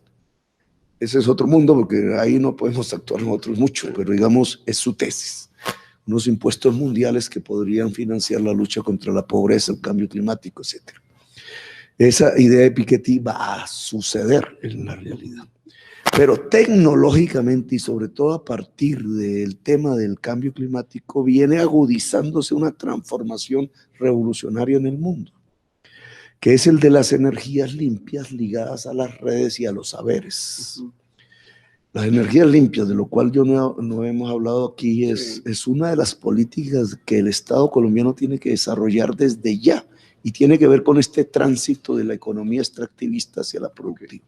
O sea, nosotros podemos reemplazar en el corto plazo todas nuestras termos por energía solar y eólica en la Guajira. Todo el mercado de la generación de energía eléctrica en Colombia puede variar sustancialmente si se generaliza, y el Estado debe estimularlo, la transformación de los hogares en generadoras de energía eléctrica solar. Esto no es un cuento chino ni marciano, como diría quien fue Peñalosa una vez. No, esto se está haciendo ya, y yo quiero implementarlo en Colombia, porque te trae una serie de transformaciones productivas ya inmediatas. Uno, toda la economía popular, si empieza a tener una energía casi a costo cero, que es la que produce la energía solar, independientemente del costo inicial de poner paneles, que ya son muy baratos, te lleva a un incremento de productividad en la economía popular. Si lo ligas a impresoras 3D, etcétera, todo esto que es la fábrica en la casa, que es muy común en Colombia, que tú lo encuentras en el distrito de Agua Blanca, en Bucaramanga, en Bogotá, por montones. En muchos lugares del país se te transforma productivamente. ¿Y esa gran revolución, digamos, del cambio de energía lo haría con base en Ecopetrol? Sí. Y con lo que nos queda de las regalías, que ya nos queda poquito, pero queda, menos mal. Hay que financiar, porque alguien decía, ¿cómo se financia esto? Ya en la transformación de la economía extractivista al tránsito hacia la economía productiva necesita una financiación. Y no es una financiación presupuestal, ojo. Es una financiación que solo puede provenir por la magnitud de los recursos de los grandes canales del ahorro que tiene Colombia. Y los canales del ahorro que tiene Colombia son ahorros forzados.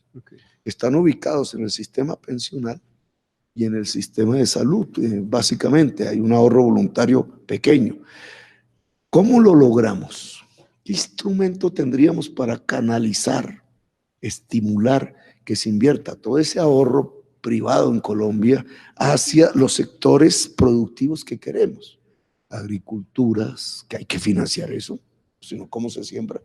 Podemos tener la tierra y el agua, pero si no hay con qué, pues no, ahí sigue improductiva la tierra, entonces tiene que haber... Sobre el tema del crédito. Tiene que haber una idea sobre el Banco Agrario. Eso se llama en economía el crédito, ¿cierto? ¿El crédito para dónde va hoy en Colombia? A comprar motos, a comprar carros, a comprar chucherías, a concentrarse en la industria minero-energética, porque ahí es donde se invierte miles de millones de dólares, y nosotros necesitaríamos que transitara hacia financiar la agricultura, campesinos que se vuelven granjeros a medianos, pequeños, el proceso de agroindustrialización y la industria y el turismo, porque ese es un tema que no hablamos. Entonces, ¿cómo logramos? Ecopetrol jugaría un papel importantísimo en esa que logre transformación financiar energética. En el las tema de energías crédito sería el Banco limpias, Agrario. las redes. Entonces, esto que se vuelve nuestro plan de desarrollo, ¿cierto? Entonces, ¿cómo llevamos el crédito? La banca privada estaría dispuesta a financiarlo por mutuo propio. La experiencia a mí en Bogotá me enseñó que se puede. Digamos, en la construcción yo tuve la experiencia. Camacols, que es una entidad dirigida por poseedores de tierra en el borde de la ciudad, ¿cierto? Especuladores inmobiliarios, se puso de entrada el POT. Y yo vi cómo fue variando. Y entonces los constructores propiamente dichos, que no les importa realmente en dónde es que se construye, sino construir, empezaron a articularse el programa de la Bogotá Humana de construir en el centro. Fíjese usted que hoy todavía hay grúas en el centro de construcción y muchas. Significa que sin obligar, sí logramos que un mundo ahí de capital privado. Concretamente, entonces, digamos, nosotros sí creemos que se puede estimular que parte de la banca privada dirija el ahorro hacia la Caja Agraria, el Banco Agrario sectores, un papel pero necesitamos una banca pública fuerte. El Banco Agrario e Industrial, que hay que cambiarle el nombre. Y de la recuperar el nombre, porque así se llamaba. Antes. Banco Industrial. Pero tiene que competir por el ahorro en las grandes ciudades, por el ahorro pensional. ¿Hay alguna pregunta de Twitter o alguna pregunta de las personas que están siguiéndonos? Ese tema que le va a hacer Vanessa Pérez, que es la editora de empresas, ella es venezolana. A propósito, ¿qué va a hacer con toda esta horda de venezolanos? Es importante, Vanessa. No, horda no, éxodo. Tenemos dos preguntas con ese tema. La primera es, ¿qué impacto va a tener en la economía esta migración de venezolanos? Y la segunda, ¿qué medidas va a tomar usted inmediatamente si llega a ser presidente de la República? Sí, en primer lugar, el éxodo se volvió un hecho real de la historia de la humanidad hoy. Lo fue en el pasado. Lo que hay son éxodos hoy en el mundo. Los éxodos los está provocando el cambio climático y el petróleo. Y aunque nuestra prensa solo habla del venezolano, realmente nosotros deberíamos ver esto mundialmente. Hay un éxodo pasando a África hacia Europa y se está muriendo la gente en el mar. La fosa común más grande del mundo está en el Mediterráneo, donde nació la palabra democracia. Ahí está muriendo la palabra democracia. Y lo produce ¿qué? Las guerras del petróleo y la hambruna que ya hacia el sur del Sahara está agobiando por el cambio climático a la población, y eso se va a extender hacia la India, Bangladesh y hacia México.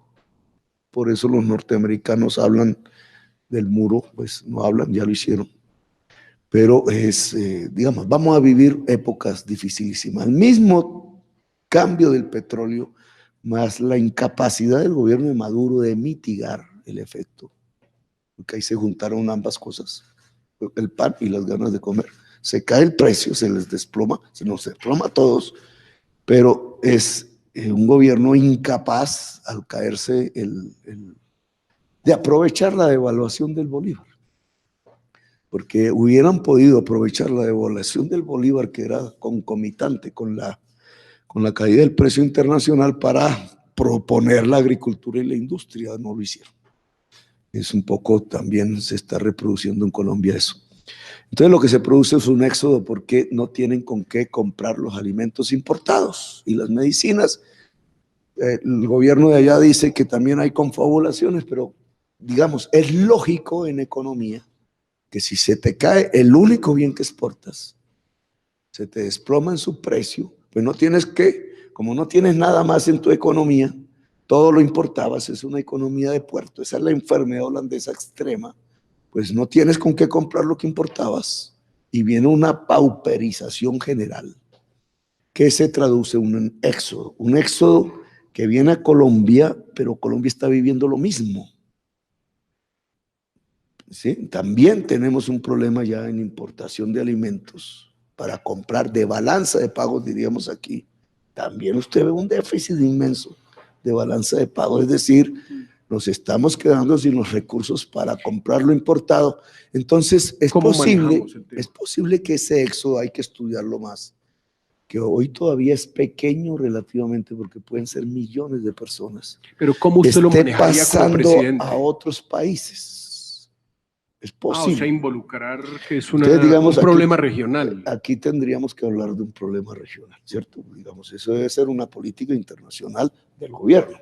El éxodo no es hacia Colombia, es hacia América. Por tanto, hablemos de una solución multinacional.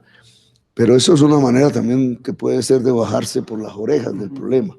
Porque lo cierto es que si es ese éxodo que hoy dicen es 300.000 personas, se vuelve millones y potencialmente puede ser millones, Colombia colapsa. Colombia no puede sostener eso. Entonces, una parte de la política internacional de Colombia debe ser tratar de frenar el éxodo en Venezuela. Solo se puede hacer en Venezuela. No lo podemos frenar ya cuando están en la frontera. Atacando el foco. Entonces, es en Venezuela. Entonces, cuando es en Venezuela, pues claro, nosotros no podemos entrar allá a determinar la política, tenemos que respetar los procesos de allá, pero podemos incentivar ¿qué? Yo diría, tenemos una oportunidad allí. Porque si hablamos de agricultura en Colombia, una manera de frenar el éxodo, además de alimentarnos y proteger nuestra agricultura, que es esencial, precisamente por mirar lo que pasa en Venezuela, es que nosotros tenemos que proteger nuestra agricultura. Pero la protección de la agricultura colombiana, dada nuestra tradición, nuestras culturas de labriegos, etcétera, nuestras tierras fértiles, nos puede permitir alimentarnos y llevar alimentos allá, que antes lo hacíamos. Pues o sea, para entenderle un poco, es el problema del éxodo venezolano es, digamos, solucionarlo en la fuente a través de alimentos, pero exportación. Exportación, no, pero no pagan. Sí, entonces ahí tenemos un problema es de las formas de la transacción. Estamos hablando de no lavar dólar, todos esos problemas que hay estamos hablando de exportar alimentos. Yo creo que tenemos una capacidad de 4.000, 5.000 millones de dólares de exportación allí, sí, que solo es posible si el gobierno venezolano cambia su política de cambio, de tasa de cambio, y nos paga en divisa o en pesos si quiere. O en petros. No, en petros no nos sirve. En petros no nos sirve porque no podemos volverlo nosotros bienes. Y nosotros tenemos que volver esa plata bienes. Y el petro pues puede que funcione en 20 años, pero no ahora. Tiene que haber un cambio de la tasa de cambio de Venezuela, de flexibilidad, así sea exclusivamente para comprar alimentos colombianos. Esa es una negociación diplomática internacional, pero yo creo que si la lográsemos, independientemente de qué pase con la política venezolana, que nosotros no determinamos, y abrimos ese canal, esa compuerta, podríamos desactivar el éxodo en Venezuela. Gabriel Forero tiene una pregunta de alguien de redes, de Twitter. Sí, son varias cosas. La primera es básicamente hacia dónde va a migrar la mano de obra que está ahorita dedicada en las zonas petroleras y qué política se le crearía entonces a esas zonas y qué política industrial impulsaría su gobierno que no sea solamente la minoenergética. Infraestructura, turismo está. Ahora, digamos, si uno vuelve a la teoría clásica económica, ese éxodo venezolano debería estar produciendo y el gobierno debería estar buscando eso ya, una industrialización de la frontera, ¿cierto? Porque hay, lamentablemente es así, pero es así, una mano de obra muy barata, que puede perjudicar todos los salarios de los colombianos, incluido, digamos, que es lo que ya puede producir una xenofobia que se está viendo, pero esa digamos, como entra por la frontera, en Cúcuta y en La Guajira, una política madura colombiana, no madura, sino madura. Focalizar industrias en la frontera, sí, para aprovechar mano de obra barata que pudiera producir un proceso de industrialización que hoy no existe, que sirve para mitigar el problema, digamos, sirve porque nos va dejando una frontera industrializada que en unos años, independientemente de quienes gobiernen allá y acá, no sabremos, esa ya podría ser una fuente de integración muy importante hacia adelante, esa industria que Doctor se pudiera Petro, me crear. queda un tema importante. Pero tú entonces, digamos, es posible que esas oleadas pasen la frontera, ¿cierto? Pasan a la frontera nuestra y se irradian a todo el conjunto de Colombia y salgan. Es posible. Lo cual pues mitiga el efecto, pero es posible también que se quede. Y entonces por eso es que yo creo que hay que desactivar el éxodo hacia afuera. Ahora, en la industria mineroenergética, es decir, carbón y petróleo, se nos puede producir en cualquier momento una salida del capital extranjero, que ha sostenido eso, sobre todo en carbón, una salida. ¿Por qué en carbón todas las palancas de control están fuera del país? Y esas palancas de control se están moviendo en la dirección de cerrar el mercado del carbón. Entonces, si nosotros no nos despelucamos, no nos despertamos y seguimos detrás de Vargas Lleras dormidos, pensando que punta de agua vamos a seguir exportando carbón, nos estrellamos. ¿Cómo nos estrellamos? Es que ellos se van. Entonces, sí, ya hay un cronograma de salida. Y se está viendo. Lo que pasa es que no se hace. Venga, público. Doctor Petro, yo le quería... Entonces, ¿qué podemos hacer? Un plan de contingencia. Y ahí es donde Ecopetrol funciona. Porque Ecopetrol tiene que transitar hacia otro mundo. Y ese tránsito no es a vender paneles solares, como un columnista por ahí dijo, tratando de destruir mi argumento, sino a convertirse en la principal generadora de energía eléctrica de América del Sur. América del Sur tiene unas potenciales de energía solar por días de sol al año, que se mide así, en el desierto al norte de Chile, altísima, que ya lo están utilizando al máximo. Y en la Guajira, en el Caribe colombiano, un poco el Guaviare y hacia Venezuela, casi toda Venezuela. Pero los venezolanos no están usando eso, porque están anclados, adictos al petróleo. Nosotros sí debemos usar nuestra energía solar. Entonces, para hacer esas inversiones, que son importantes, son de miles de millones de dólares, Ecopetrol puede usar todavía su fondo, que aún, a pesar de Reficar y el endeudamiento aún tiene, y las reservas que aún tiene, para transitar a ser la principal generadora de energía solar, ubicándose básicamente en el Caribe y en la Guajira, sin desmedro de la política de generación de energía solar distribuida, que es otro tema diferente, que es en el hogar, que yo estoy absolutamente convencido de que es una palanca de desarrollo colombiano que tenemos que utilizar. Entonces, los trabajadores de la industria del carbón y del petróleo, que pueden ser echados en cualquier momento en masa, pueden transitar hacia la creación de una nueva industria solar y eólico, que en Estados Unidos produce 10 veces más que el carbón. Eso nos está ahí en términos de Doctor empleo, Petro, cerremos con el salario mínimo. Sobre el tema, yo no hablo de salario mínimo, yo hablo de ¿a usted le gusta el tema real? Y el tema del salario regional, que el salario mínimo sea por regiones. ¿Qué ideas tiene sobre salario mínimo? Esto es un tema que es muy parecido también al de Venezuela. Porque usted hace populismo. O sea, lo primero es cambiarle el nombre de salario mínimo por salario real. El gobierno debe hablar más de salario real que de salario mínimo. Porque el salario mínimo es un decreto, ¿cierto? Y es fantasioso porque usted dice 10%, 20%, 50%. Claro, pero la decisión es inflacionaria. Eso implica un incremento de precio similar. Y no es nada. A la postre no es nada. Entonces, el salario real es, o el ingreso real, para ponerlo en términos más exactos, porque es que en Colombia la mayoría de los colombianos no tienen salario, tienen ingresos del rebusque. Entonces, el ingreso real es la comparación entre ingreso y precios. Petro va a desencadenar un proceso inflacionario a partir de financiar el gasto social con emisión monetaria. No. Yo le creo a la teoría cuantitativa del dinero, fíjese. Nunca pensé que no funcionara. Bogotá por eso obtuvo sus mejores calificaciones en inversión y su mejor estado de finanzas públicas en la Bogotá humana. Porque fuimos cuidadosos, el gasto crece y creció en Bogotá. Dicen que malversamos, no señores, creció el gasto social, pero financiado en impuestos.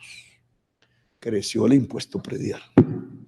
Aurelio Suárez me critica eso, pero entonces Aurelio Suárez no sé qué izquierda fue la que aprendió, porque los impuestos directos deben financiar el gasto social.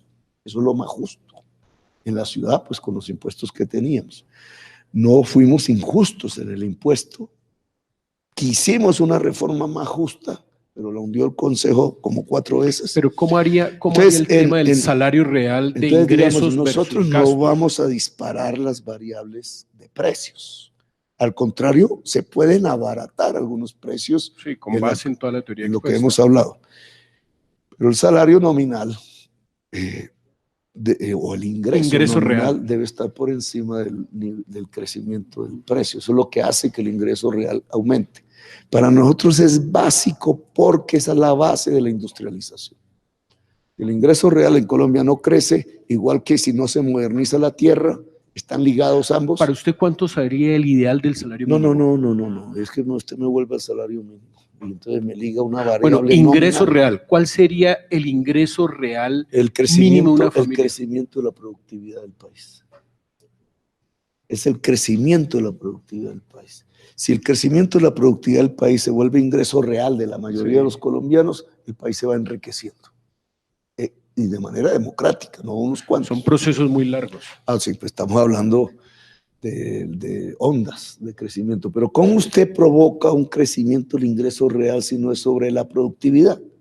Y cuando usted habla de la productividad, o sea, la cantidad de trabajo por persona, usted está hablando de la producción. Es decir, si usted no transita de una economía rentística, extractivista como la venezolana, que es la que tenemos hoy en Colombia, hacia la productiva, usted ya no se puede plantear realmente ni crecimientos de productividad y por tanto crecimientos del ingreso real promedio de los colombianos. Entonces, digamos, el tránsito, que es lo que puedo hacer en mi gobierno, no podemos, 4 años, son poco, no podemos transitar, no podemos lograr las bases de un crecimiento sostenido del ingreso real en Colombia, por tanto del enriquecimiento generalizado de la sociedad, sino es a partir de salir de la economía extractivista hacia sentar las bases de la economía productiva. Esas palabras son muy reforzadas por usted. 2 preguntas finales. Uno, siempre le preguntamos a los candidatos sobre nombres para sus ministros, eventuales ministros de Hacienda. Y 2, una cosa concreta. ¿Usted expropiaría algunas empresas colombianas? No, la empresa por definición es una actividad, por definición, digamos, de transformación de producción. Entonces, eso es lo que estamos necesitando. Digamos, el mundo empresarial colombiano debe ampliarse, y por eso yo hablo de crecimiento de la iniciativa privada a millones, bajo formas diferentes, pero a millones, que es lo que es el crecimiento de la clase media. Y se refuerza con el mensaje anterior, no estatización, sino democratización. La última vez que yo fui a Venezuela, fue cuando murió Chávez, no me acuerdo cuándo fue, hace unos años. Porque me dicen que soy amigo de Maduro, yo no soy amigo de Maduro. Uribe conoce más a Maduro que yo. Se ha abrazado con él muchísimas más veces que yo. No, una vez le di la mano en la posesión de Santos, me acuerdo yo. Y estuvimos en Cochabamba en un debate muy interesante antes de la COP21 de París, siendo yo alcalde. Entonces hubo 4 discursos allá, un evento en Bolivia sobre el tema, y era Correa, Maduro, Evo, y yo como alcalde, y a mí me tocó de primeras, entonces eché todo mi cuento del cambio climático, es decir, de que había que separarse del petróleo y del carbón, a 3 presidentes cuyos países solo viven del petróleo, del carbón y del gas. Entonces, claro, se produjo una tensión grandísima, pero yo creo que es el debate necesario para implementar. Pero me perdí la... No, el tema era de si iba a expropiar algunas empresas. Entonces, digamos, nombres de ministros de Hacienda. No, lo que pasa es que el Estado sí tiene que jugar un papel, ¿cierto? Y hay unas áreas estratégicas que me parecen fundamentales. Cuando nosotros decimos cambiar el mercado de la energía eléctrica y transformarlo en energía limpia distribuida, ¿quién genera la energía entonces? El hogar, la familia, es privado. Es una casa de un señor allá, cambia su techo, el Estado ayuda, estimula, baja precios.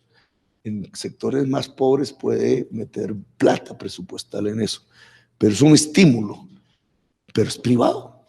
Bueno, lo mismo que hicimos con los recicladores. Aquí se inventaron la tesis de que yo estaticé el modelo de aseo. Le metí 14,000 operadores privados, porque eran pobres. Y hay ciertas personas que creen que lo privado es exclusivamente del 0,1% más rico de la población. No, los recicladores son privados. Y se transformaron en empresarios, que usted ya puede ver. Ya visten, pues sí, se fueron volviendo clase media. ¿Cuál es el pecado de eso? Que un pobre, muy pobre, a través de una actividad productiva, que es aprovechar las basuras, pueda ir enriqueciéndose paulatinamente hacia un mejor vivir. Pues fíjese que el modelo de aseo provocó eso en 14,000 personas, que hoy se ve todavía, pero que no vaya, tengo mucho miedo de que reverse. Pero eso es lo que hay que hacer en muchos lados, el campesinado, todas esas juventudes populares ahí caminando en las calles, si tienen saber qué es lo que van a hacer a la salida de la universidad. Eso, si hay un crédito público, si hay un crédito de banca pública, porque es que el crédito en la economía popular en Colombia es el gota a gota, que es 20% diario. Dígame usted, con un crédito usurero de esos, ¿qué economía puede prosperar? Los están ordeñando literalmente. ¿Y quién es el dueño del gota a gota? La mafia. Sí. El lavado de activos. Entonces, ¿por qué sucede eso? Porque la banca privada no le da crédito a la economía popular. Entonces, si hay un banco público, porque es que ahí es donde surge la necesidad del Estado. Entonces, ¿qué preferimos? ¿Que la mafia le dé el crédito a la economía popular? ¿Por qué nombre se inclina para ministro de Hacienda? No, yo tengo, ¿por Jorge Iván González, por Ricardo Bonilla, por estas personas que siempre han trabajado con usted en la plataforma conmigo, teórica? Sí, han trabajado varios economistas de alta gama. Pues Bogotá tuvo el lujo de tener un secretario de Hacienda como Bonilla. Sí. Que es uno de los mejores economistas del país. De la misión tributaria o del Consejo. Él es obviamente una de las personas que estarían acompañando. Lo que pasa es que a nivel nacional se necesitan muchísimas personas. Ajá. Yo he tenido mucho respeto, estaba enfermo por Luis Jorge Garay, sí, que me parece un investigador económico muy importante. Padre de la teoría del Estado capturado. Sí, él coincidió a partir de mis debates sobre la parapolítica, él coincidió en la tesis de la sociedad rentista. Está Jorge Iván González, que es filósofo, doctor en economía. Fíjense ustedes cómo son las normas, que él siendo doctor en economía, yo no podía emplearlo en el distrito como economista, porque su pregrado era filósofo. Entonces las normas decían, el pregrado debe ser economista. ¿Quién más? Bueno, ¿qué nombres son interesantes? Tenemos más, hay unos jóvenes, está Bateman, hay una juventud ahí nueva, una generación nueva de economistas que está surgiendo, Bateman. ¿Algunos de la Universidad de los Andes? La Universidad de los Andes tiene que volverse pluralista. Me gustaría que hicieran ese esfuerzo, digamos, porque han construido un pensamiento único, que ha sido así en el mundo, hay que reconocerlo. Entonces, se volvió como si la economía la volvieron un dogma. Yo creo que la economía no es una ciencia. No es una ciencia, la economía es una lucha de pensamientos.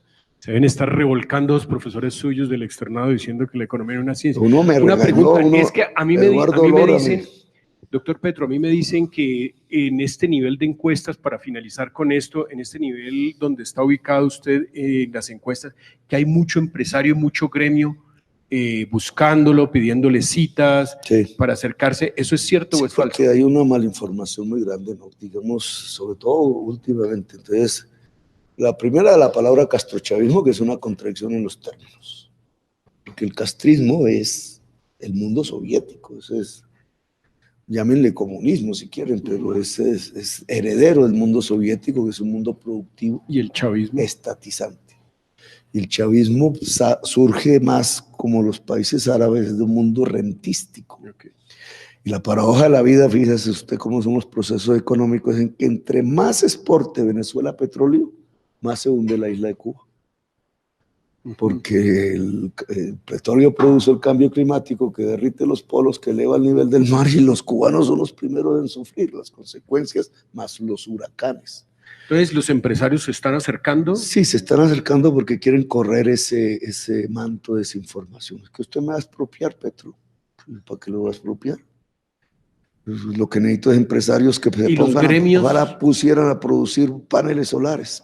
Los gremios son más reticentes porque los gremios son como una burocracia que viven de un discurso y les pagan los empresarios, pero unos no. Hay gremios de gremios, no todos se pueden meter en ese mismo. No se pueden meter, pero tengo un resquemor en eso. Es que son más como políticos, contratan a los políticos para representar gremios y eso no me parece correcto. Pero particularmente hay temores de ciertos gremios, los agropecuarios, de que usted va en cada estas plazas que ha llenado y en cada región promete tierra y entonces este tema atenta contra la propiedad privada. Primero, la propiedad privada tiene una función social y ecológica, dice nuestra Constitución. Y lo decía la del 86, reformada en el 36. ¿Cierto? Y entonces, ¿en qué consiste una función social de la propiedad privada? Es en que lo que hacemos, lo que tenemos, nuestro derecho a tener cosas, tiene de todas maneras una responsabilidad con los demás. Yo no puedo coger un carro privado, menos mal no tengo. Yo dejé de manejar hace 20 años por decisión propia. Pero si cojo un carro y sale un chorro de humo por el exhausto, porque no le arreglo el motor o porque no tengo con qué, estoy produciendo un daño que debo pagar. Esa es la función social de la propiedad privada. Si vas a hacer un edificio y no entregas espacio público, estás quitándole función social a la... Si vas a hacer una casa y piensas que su azotea debe ser verde por el cambio climático, usted estás aportando en tu propiedad privada a la función social. Los chinos tenían un proverbio de que la casa de uno, decían ellos, se debía hacer no solo para el que vivía adentro, sino para el que pasaba caminando afuera, porque debía tener un gusto estético. Y esa es una función social. Entonces, digamos, en el tema tierra, ¿cómo puedes tener un señor que se vanagloria de tener 1 millón de hectáreas sin producir una sola mata de yuca o de maíz? Pero eso es una minoría. Es un crimen, sí, es una minoría poblacional, pero capta la mayor parte de la tierra fértil de Colombia, sí, que debería producir alimentos. Producir alimentos no solamente es porque gente come, sino porque se producen puestos de trabajo. Y entonces la paz se vuelve posible. Muchas gracias, doctor Petro. Muchas gracias a los periodistas, muchas gracias a las personas que nos siguen en las redes sociales y nos quedan Marta Lucía Ramírez, Juan Carlos Pinzón y los demás candidatos que nos quedan faltando para que hagan sus propuestas económicas. Sí, claro. ¿Usted me ayuda con cuáles faltan? Y podemos discutir también. Cada vez hay menos candidatos, eso es lo que está pasando. Muchas gracias. Muchas gracias. Ahí vamos. Gracias.